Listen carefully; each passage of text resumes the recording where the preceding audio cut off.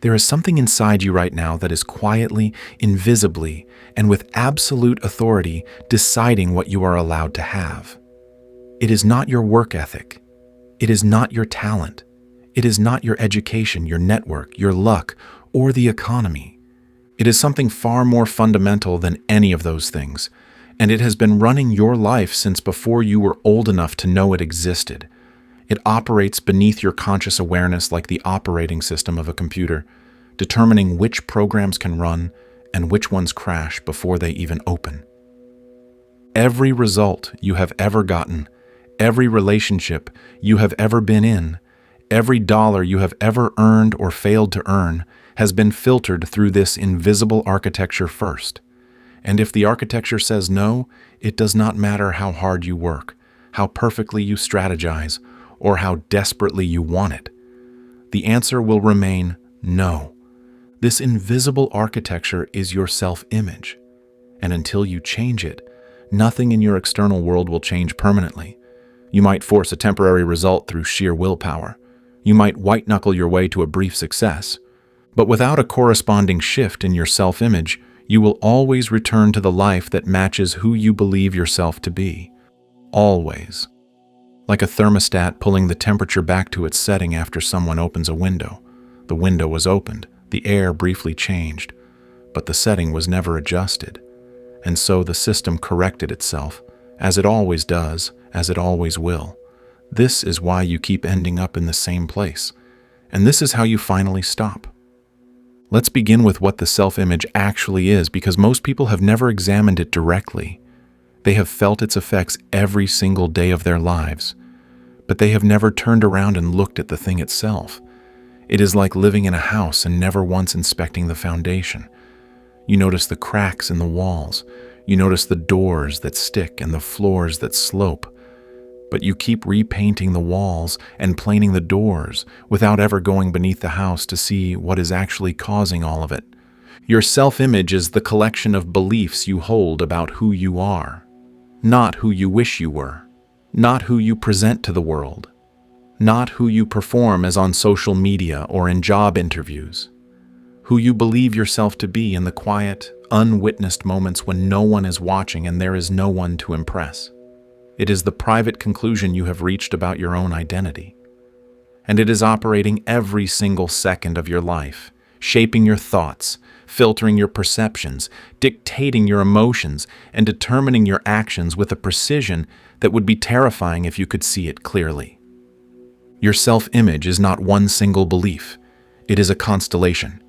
It includes beliefs about your intelligence, your attractiveness, your worthiness, your capability, your lovability, your financial ceiling, your social belonging, your health, your potential, and dozens of other dimensions that together form a composite portrait of the person you believe yourself to be.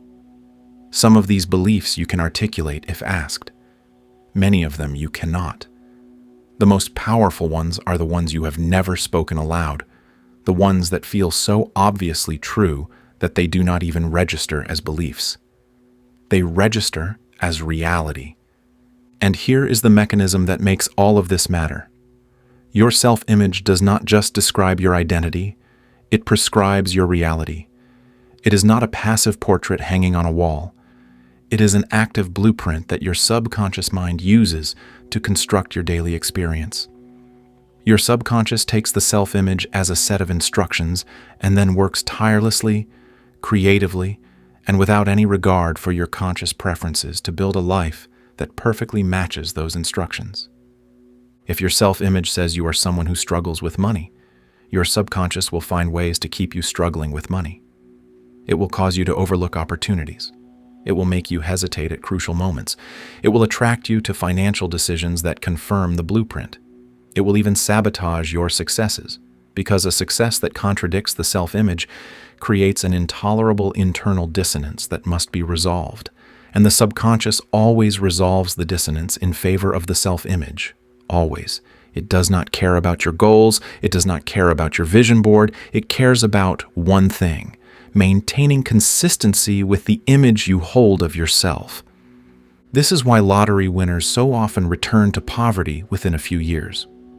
The money arrived, But the self-image did not change.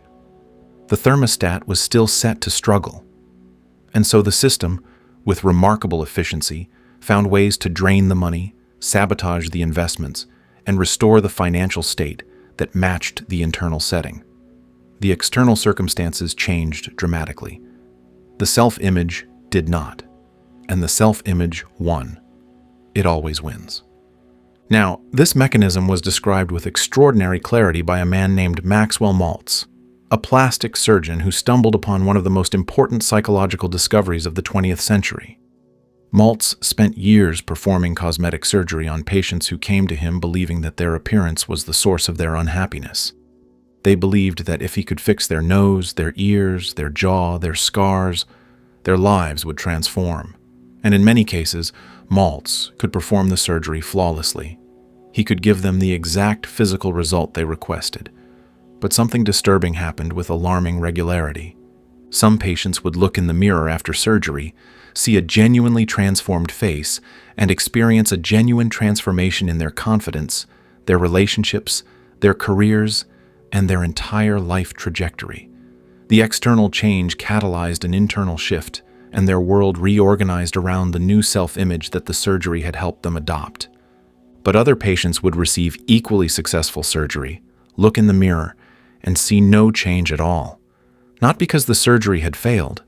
It hadn't. Their face was objectively different, but they could not see it. Or they saw it, and it made no difference. Their self-image was so deeply entrenched, so thoroughly committed to the belief that they were unattractive or unworthy, that it overrode the physical evidence in front of their own eyes. They continued to behave as if nothing had changed. They continued to attract the same relationships. They continued to shrink in the same social situations. The scalpel had altered their face, but it had not touched the image they carried of themselves inside. And the inside, Maltz realized with growing certainty, was the only thing that had ever mattered. This led Maltz to a conclusion that changed the direction of his entire career. He wrote that the self-image is the key to human personality and human behavior. Change the self-image, and you change the personality and the behavior. More than that, he said, the self-image sets the boundaries of individual accomplishment. It defines what you can and cannot do.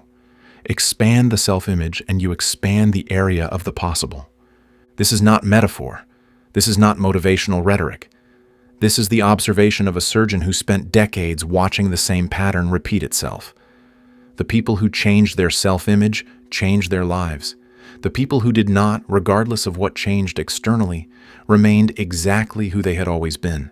So here is the question that matters. If the self-image is this powerful, if it truly is the invisible thermostat setting the temperature of your entire life, how did yours get set? Because you did not choose it. No one sat you down at age 5 and asked you to select the beliefs you wanted to hold about yourself for the next several decades. Your self-image was not designed. It was assembled, haphazardly, reactively, by a small child who did not have the cognitive tools to question what was happening to them. Your self-image was built primarily from 3 sources. The first was the reactions of the people closest to you in early childhood. You did not form your initial sense of self through introspection. You formed it by watching how people responded to you. When you spoke and your parents listened with full attention, you internalized the belief that your voice matters. When you spoke and were ignored or dismissed, you internalized the belief that it does not. When you succeeded and were celebrated, you internalized the belief that you are capable and that success is natural for you. When you succeeded and were met with indifference, or worse, when your success seemed to threaten or upset someone you loved, you internalized the belief that success is dangerous and that playing small is safer. These early interactions were not processed through a rational adult mind.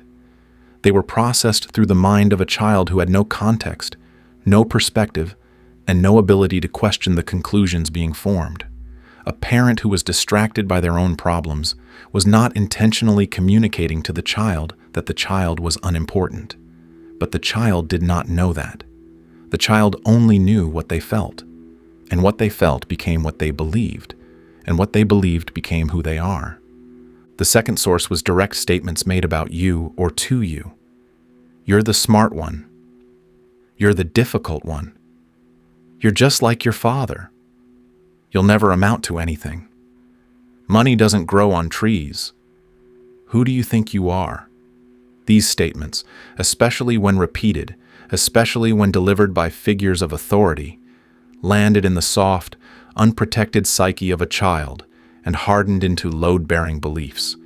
They became part of the architecture.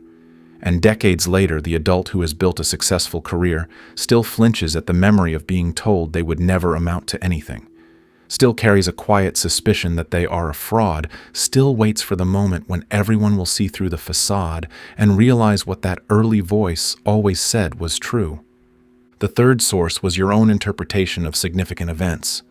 The time you were humiliated in front of the class, the time you were rejected by the group you wanted to belong to, the time you tried something brave and it ended in visible failure. These events in themselves were neutral. They were things that happened, but the meaning you assigned to them was not neutral. You did not say, "That was an unfortunate experience." You said, "I am the kind of person that happens to." You did not say, "That attempt didn't work." You said, "I am someone who fails." The event was temporary. The identity you extracted from it became permanent, and that identity has been running your life ever since. Understanding how the self-image was formed is important, but what matters far more is understanding that it can be reformed, because the self-image is not a fact about you. It is a belief about you, and beliefs, unlike facts, can be changed. The sun rises in the east. That is a fact. You cannot change it through any act of will. But "I am not good enough" is not a fact. It is a conclusion drawn by a frightened child from insufficient evidence, and it has no more authority over your adult life than a crayon drawing has authority over an architectural plan, unless you continue to grant it that authority, which is exactly what you have been doing every single day that you have lived in accordance with it without questioning its validity. So let us talk about how to actually rebuild your self-image, not theoretically, practically, in a way that changes the thermostat setting and allows your life to reorganize around a new internal blueprint. The first step is identification. You must become conscious of the self-image you are currently carrying. This requires honesty that most people are not accustomed to, not the honesty of listing your flaws. That is easy. Most people can recite their perceived inadequacies with stunning fluency. The honesty required here is deeper. It is the willingness to look at the beliefs behind the flaws. Not, "I am bad with money," but "I believe I am the kind of person who is bad with money, and I have organized my entire financial life around this belief." Not, "I always pick the wrong partner," but "I believe I am someone who does not deserve a healthy relationship, and I unconsciously select and shape my relationships to confirm this belief." Write these down, not on a screen, on paper. There is something about the physical act of writing that makes unconscious beliefs visible in a way that typing does not. Write at the top of the page, "I believe I am someone who," and then let the pen move. Do not edit. Do not judge. Do not censor. Let the beliefs surface, even the ones that embarrass you, especially the ones that embarrass you, because those are the ones with the most power. The ones you are ashamed to admit are usually the ones running the entire show. When you read what you have written, you will likely feel a mix of recognition and discomfort. That discomfort is good. It means you are seeing something that has been invisible. You are looking at the thermostat for the first time, and you cannot change a setting you cannot see. The second step is the one that most people rush and therefore fail at. You must design the new self-image with specificity and sensory richness. You cannot simply declare, "I am confident," and expect your subconscious to know what to do with that. Your subconscious does not work with abstract concepts. It works with images. It works with scenes. It works with the felt sense of being a particular kind of person in particular kinds of situations. So you must ask yourself this: if I were the person I want to be, what would an ordinary Tuesday look like? Not a peak moment, not the highlight reel, An ordinary, unremarkable day in the life of the person whose self-image I want to inhabit. How do they wake up? What is the first feeling in their body before they open their eyes? How do they move through their morning? What is the quality of their posture, their breathing, their eye contact? How do they respond when a problem arises? Not with a superhuman display of perfection, but with the quiet, natural competence of someone who simply believes they are capable of handling what life presents. This ordinary Tuesday is more important than any grand vision of success, because your self-image is not built from peak moments. It is built from the texture of the everyday. It is the accumulation of 1,000 small assumptions about how you move through the world when nothing special is happening. The person who believes they are wealthy does not feel wealthy only when checking their portfolio. They feel it when they order coffee without looking at the price. They feel it in the relaxed pace of their walk. They feel it in the absence of a calculation running in the background of every small decision. Wealth, for them, is not an event. It is an atmosphere. And that atmosphere is what you are building. The third step is where the actual rewiring happens. And it happens through a process that Maltz called the theater of the mind, and that operates on the same principle Neville Goddard described when he spoke of feeling the wish fulfilled. You must rehearse your new self-image in your imagination with enough vividness, enough repetition, and enough emotional engagement that your subconscious mind begins to accept it as real. Your subconscious cannot tell the difference between a vividly imagined experience and a physically lived one. This is not speculation. This has been demonstrated repeatedly in research on mental rehearsal. Athletes who visualize performing their sport with full sensory engagement show measurable improvements in physical performance. Their muscles fire in the same patterns. Their neural pathways strengthen in the same ways. The body and the subconscious respond to the imagined experience as though it actually happened. This is the mechanism you are leveraging. Each day, ideally in the morning before the noise of the world reaches you, and at night before sleep, you spend 10 to 15 minutes inside the theater of the mind. You close your eyes and you step into a scene from your ordinary Tuesday. You are not watching yourself from the outside like an audience member. You are inside the scene, looking out through your own eyes, the eyes of the person whose self-image you are building. You feel what they feel. You notice what they notice. You respond to situations the way they would respond, not with manufactured bravado, with naturalness, with the settled, unremarkable confidence of someone who has always been this way. The key is not intensity, it is consistency. A single explosive visualization session followed by weeks of nothing will accomplish almost nothing. But 10 minutes a day, every day for 30 days, will begin to produce changes that feel almost uncanny. You will notice yourself responding differently in situations that used to trigger you. You will notice a shift in your posture, your tone of voice, your willingness to take up space. You will notice that people are treating you differently, not because they decided to, but because you are broadcasting a different signal. Your self-image is shifting, and the world, which has no choice but to mirror it, is shifting with it. The fourth step is one that most people skip entirely, and its absence is the reason most self-image work collapses within weeks. You must learn to handle the dissonance that arises when your new self-image and your old reality exist simultaneously. Here is what will happen. You will begin this work. You will feel the shift inside. You will start to embody the new image, and then the old world will show up. An unexpected financial setback, a rejection, a moment where you fail at something the new you was supposed to handle with ease. And in that moment, a voice will say, "See, this is who you really are. That new image was a fantasy. This is the truth." That voice is not the truth. It is the old thermostat fighting to maintain its setting. It is the homeostatic pull of your existing self-image resisting the change the way a body resists a new diet or a new exercise routine. The discomfort is not a sign of failure. It is a sign that the change is real enough to trigger a defense response. The old system is feeling threatened. which means the new system is actually taking hold. Your job in these moments is not to pretend the setback didn't happen. It is not to force positivity over genuine pain. Your job is to refuse to let the event redefine your identity. You can acknowledge the situation without accepting the old interpretation. That happened is a fact. That happened because I am not good enough is a story, and you are no longer living in that story.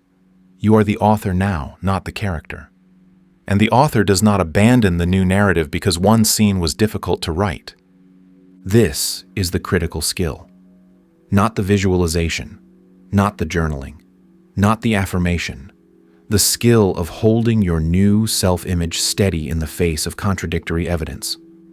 The willingness to trust what you have built inside yourself more than what the outside world is currently showing you. Because the outside world is still printing receipts from the old order. It has not yet received the new one. And the only way to ensure the new order is delivered is to keep placing it, consistently, faithfully, without flinching when the old receipts keep arriving at your door. There is something else that happens during this process that nobody warns you about. And I want to prepare you for it because it catches people off guard and often causes them to retreat. As your self-image shifts, you will become intolerable to certain people in your life. Not because you have become arrogant or unkind, but because the role you used to play in their life was built on the foundation of your old self-image. You were the one who always listened to their problems.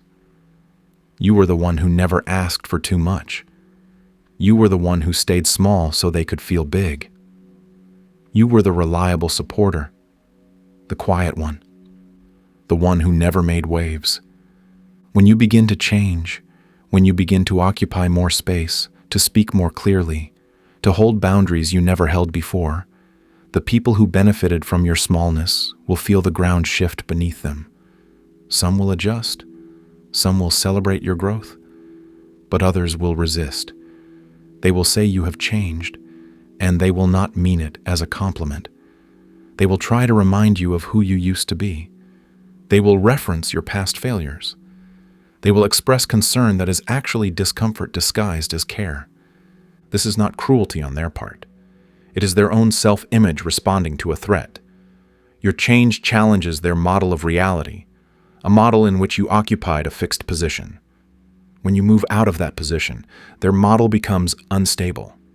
And rather than update their model, most people will try to push you back into place.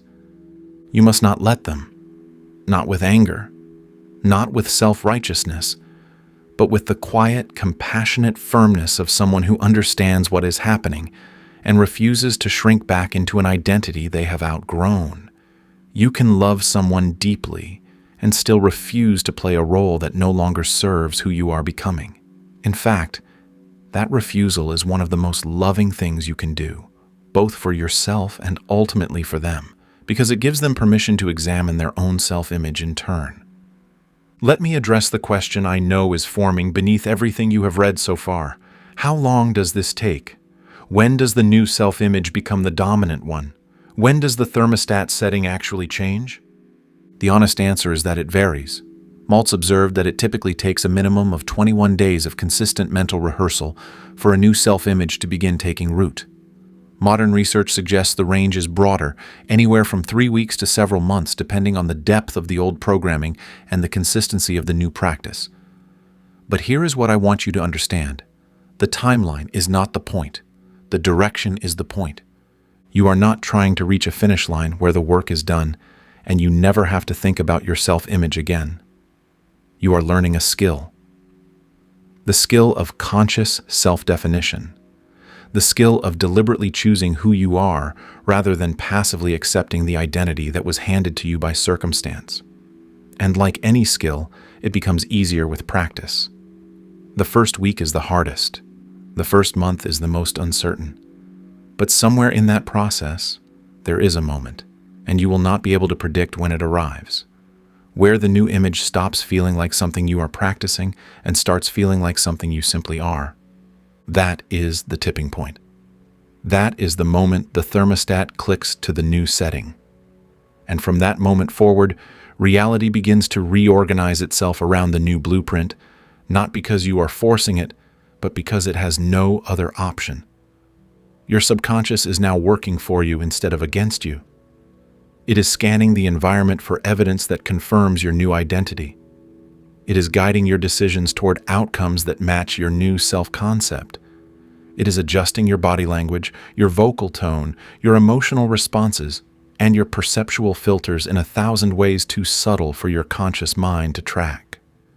The entire machinery of your being is now aligned with the new image, and a human being in full alignment with their own self-image is a force that reality simply cannot argue with.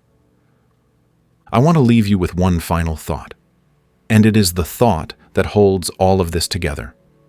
You have spent your entire life proving your self-image right. Every day, without knowing it, you have worked tirelessly to confirm the beliefs you hold about yourself. You have filtered your experiences. You have selected your relationships. You have made your decisions. You have interpreted your successes and your failures, all through the lens of who you believe yourself to be. And the result is the life you are living right now. A life that is a perfect, precise, mathematically exact reflection of your internal self-portrait. This is not a tragedy. This is an invitation. Because if you have been this powerful in creating a life that matches an image you did not consciously choose, imagine what becomes possible when you choose the image deliberately. Imagine the force of that same creative machinery, that same relentless subconscious drive toward consistency, working in the direction of an image you designed with intention, clarity, and love. The same power that kept you stuck is the power that will set you free. It was never the enemy. It was always the engine. It was simply pointed in the wrong direction. All you need to do is turn it around. And you do that not through more effort, not through more hustle, not through the grinding, teeth-clenching determination that has exhausted you for years without producing lasting change. You do it by sitting quietly in the theater of your own mind, closing your eyes, and deciding, with the full weight of your awareness, who you are, not who you were, not who the world told you to be, who you are, and then feeling that identity so deeply, so naturally, so completely, that your subconscious has no choice but to accept the new instruction and begin building accordingly. The thermostat is yours. It has always been yours. No one can set it but you. And no reality, no matter how loud it screams, no matter how much evidence it presents, can override the setting once you have truly claimed it as your own. Set it now, hold it steady, and watch as the entire temperature of your life begins to change.